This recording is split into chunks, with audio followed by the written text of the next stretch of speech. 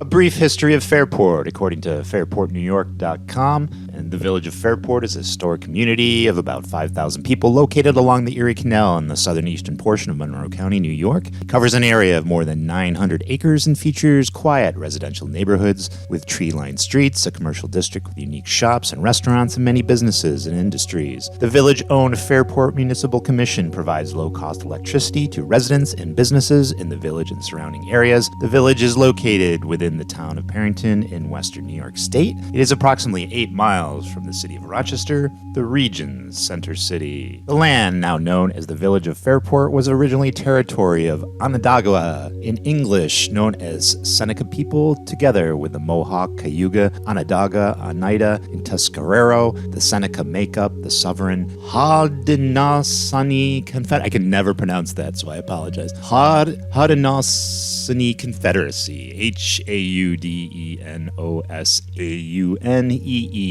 Confederacy. The area of Fairport was settled in 1789 and grew with the success of the Erie Canal.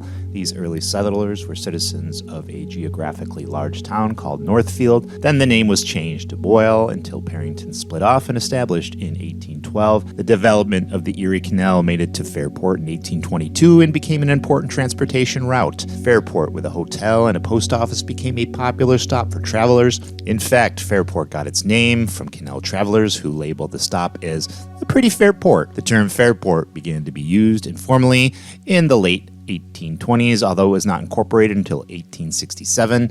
With the canal open from Rochester to Little Falls, land was cleared and several farms sprang up in and around the area. In 1827, the Fairport Hotel was built, and in 1829, the post office was moved from Fulham Town to Fairport. I never even heard of Fulham Town. With the coming of the railroad in 1853 and the success of the canal, Fairport's population began to grow. People that once lived in the surrounding areas, such as Egypt, moved and settled near the canal. Fairport experienced steady growth, and by the time it was incorporated in 1867, had a population of more than 1,000 people. As a canal port, Fairport was a destination for many local and regional farmers. Agriculture products, primarily potatoes, were shipped from the port, and business sprang up to serve workers with production and shipping companies.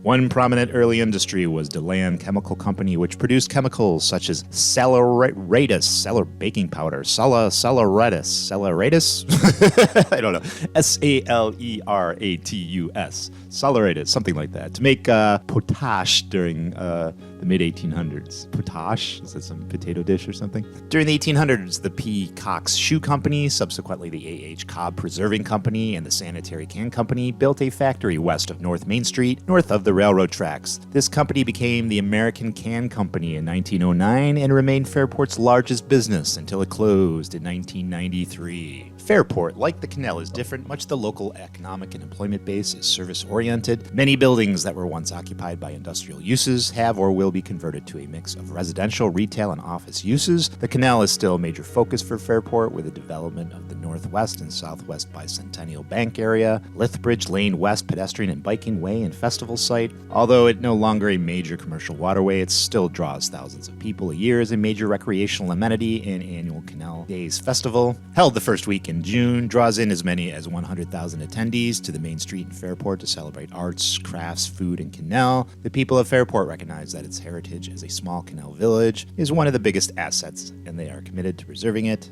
It's a good place to go kayaking. I can attest to that. I've been a few times. You just kayak down the Erie Canal. Very pretty scene. So if you're into kayaking, there's a little small place right on the canal you can rent a kayak. From the north end of the village to the south, Fairport has become home to multiple craft breweries, Trip Hammer Bierworks, Faircraft Brauhaus, and the Fairport Brewing Company, FBC Brewing, no longer located in the village. A bourbon distillery, Iron Smoke Distillery, a major food and beverage manufacturer, Ledestri Foods, and a respected bakery. Amazing Grains that supplies multiple Rochester restaurants and businesses with salty bread, in addition to serving coffee. Fairport roast beans for their own village operation and for wholesale to others. Something else that was added as far as the name that I already read on the official site, I was in Wikipedia and I thought it interesting. It said here, Fairport acquired its name in the mid-19th century from a traveler on the Erie Canal who was overheard at Mallett's Tavern referring to the village as a fair port. Local legend has it that the same visitor vicariously complained the next morning that the Milestone Black Hotel had bedbugs, and he stormed out of Fairport, never to be seen again. However, the name stuck, so maybe that's how Fairport got its name.